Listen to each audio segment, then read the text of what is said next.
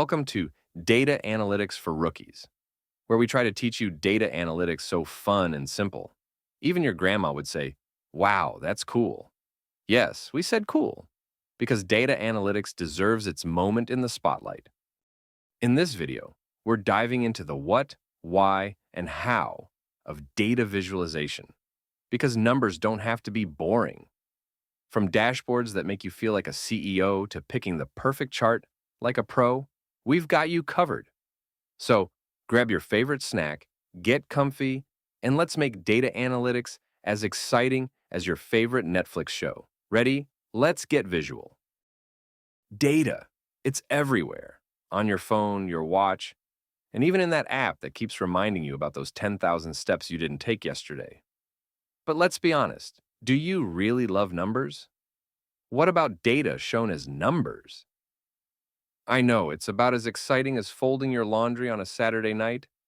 That's where data visualization jumps in to save the day. Let's be real. Who actually enjoys staring at plain spreadsheets? It's like trying to read Shakespeare, but in binary. Data visualization is like giving your numbers a glow up. It's all about turning raw, boring data into something that makes sense and looks good. Because let's face it, nobody wants to decode this. Do you want to look pro? You could do this instead. You like it? Very cool, right? Or do you still prefer the matrix style info? So, where do businesses use data visualization? Everywhere. Let's break it down. 1. Sales and marketing dashboards are like the GPS of your business. They tell you what's working, what's broken, and where you just took a wrong turn. Track leads, revenue, ROI. It just gives a clearer panorama of the business, like a magic ball. 2. Customer success. Customer service dashboards. They're like a Swiss Army knife for the customer success team. Need to know how fast tickets are being resolved? Boom, there's a graph for that. Want to see if your customers are happy or secretly planning your company's downfall in a group chat? Check the KP is. You got everything with a click. 3. Product management. Ever wonder what features your customers are practically begging for? Or what they'd riot over if you removed? Product management dashboards are like your company's crystal ball. They take sales, marketing, and customer research data and mix it all together into insights so clear, even your most indecisive team member can make a decision. Think of it as the magic potion for figuring out if customers want more buttons or fewer buttons, or just a button that actually works. 4. Finance dashboards are a CFO's best friend, tracking cash flow, profit, and expenses. Basically, they tell you whether you're on the yacht to success or the paddle boat to bankrupt. Spoiler alert, no one wants the paddle boat. 5. Human resources. Even HR is riding the dashboard train. Need to see who's quitting, who's thriving, or who's taking another sick day after the holiday party? HR dashboards have all the answers. And yes, they even track how much it costs to replace Bob, who swore those 200 pens in his bag were for work purposes. So yeah, dashboards aren't just pretty, they're powerful. They make you look like a data wizard, even if your desktop is still a mess of untitled files and final versions. With dashboards, you'll look like you've got it all together, even if your real-life workspace tells a completely different story. But hey, no judgment. We've all been there. Let's be honest. Some data visualizations are Picasso-level confusing, while others are crystal clear masterpieces. The difference? Good design principles. Let's break it down so your charts look wow, and maybe even get you that promotion, or at least a high five from your boss. Balance. Your charts don't have to be as symmetrical as a butterfly, but they also shouldn't look like a toddler's art project. Keep things evenly spaced. Emphasis, use color or size to highlight key points. Think of it as adding neon signs for your data, like a big flashing, "Look here" arrow that no one can miss.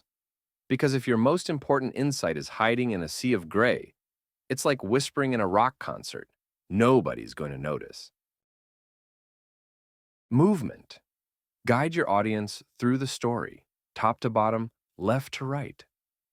Think of it like reading a comic book. Not solving a maze, data is not about discovering your way out of the information.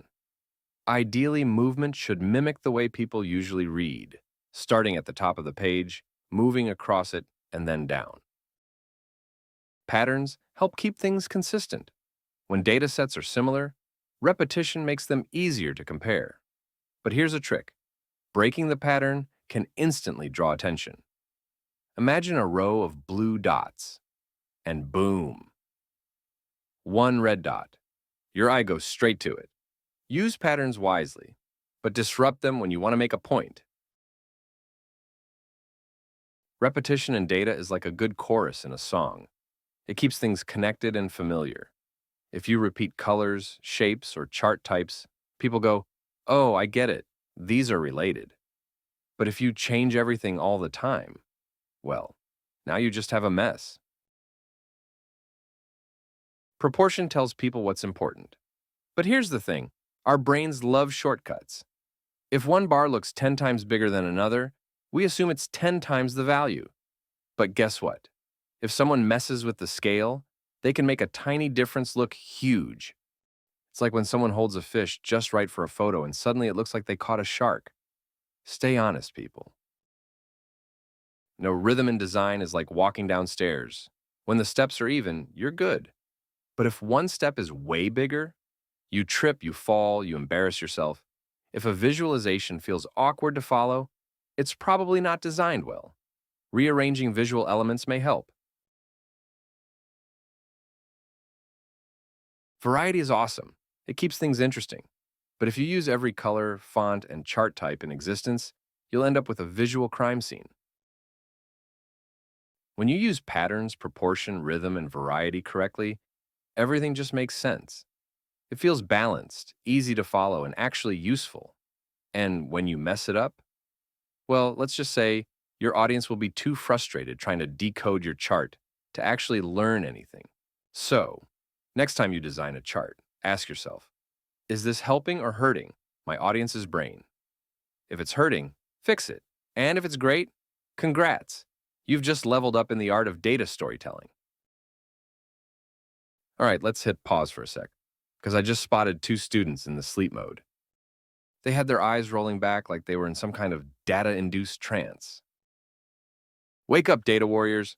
Let's snap out of it with a quick recap of everything we just covered, before we lose anyone else to the spreadsheet abyss. All right, quick question. What's more painful? A dentist visit? B, sitting through a meeting where someone explains numbers without visuals? Yeah, now we all know the answer, and that's why data visualization exists. Okay, but what about dashboards? Why do businesses love them? Any idea? Because no one has time to go through 300 spreadsheets every morning. Dashboards summarize everything so you can make decisions instantly. But the point is, good dashboards make life easier. They tell the story of your business without making you dig through raw data. All right, so we know why data visualization and dashboards matter. But what makes them effective? Enter design principles. So before you make a chart, ask yourself, does it tell the story? Is it simple and clear? Would my grandma understand it? Because if grandma can't read your dashboard, it's too complicated. All right, let's dive into the last two topics. Hang in there, we're almost done. Just a little more and you'll be free to catch your bus on time. Let's talk about choosing the right chart for the job. Because using the wrong chart is like wearing sandals in the snow. It's just wrong and dumb.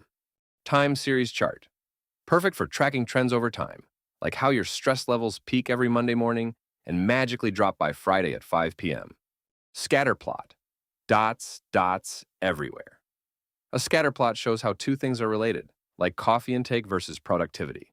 Spoiler, more coffee, more dots on the getting stuff done side. They ever wonder if two things are actually connected or just hanging out? That's correlation. More coffee, tashanar, more productivity. Higher prices equal lower sales. More Netflix equals lower grades. To spot these relationships, we use bubble charts. Great for comparing three things at once, and heat maps, which use colors to show strong or weak connections. Red means pay attention, blue means the opposite. And just like that, we turn maybe into math. Welcome to the power of correlation. Sometimes data isn't just about the big picture, it's about how the pieces fit together. Like this pizza, each slice represents a part of the whole. That's what part-to-whole analysis does. Two of the best tools for this? Pie charts. Great for simple breakdowns. But if you have too many slices, it's just a data disaster. And stacked bar charts. Perfect when you need more detail, without making your chart look like a pizza explosion. Remember, if your pie chart has more slices than an actual pie, maybe, just maybe, a bar chart is the way to go. And for the great finale, meet Tableau, the superhero of data visualization. It turns messy numbers into sleek, interactive dashboards without needing to code. Just drag, drop, and boom, instant insights. Tableau connects with all the big data sources, handling millions of rows with ease. Whether you're tracking sales, trends, or your caffeine addiction, it's got you covered. Tableau equals saving businesses from boring spreadsheets, one dashboard at a time. And there you have it, data visualization in a nutshell. Whether you're tracking sales, fixing customer headaches, or wondering why half the office works from home on Mondays, a great chart turns confusion into clarity. Because plain numbers are boring. A killer dashboard, that gets people's attention. Remember, it's not just about the data. It's about telling a story. So go on, make those dashboards sing. Big shout out to team number 4. You guys crushed it. Thanks for watching this Data Analytics for Rookies episode. See you next time.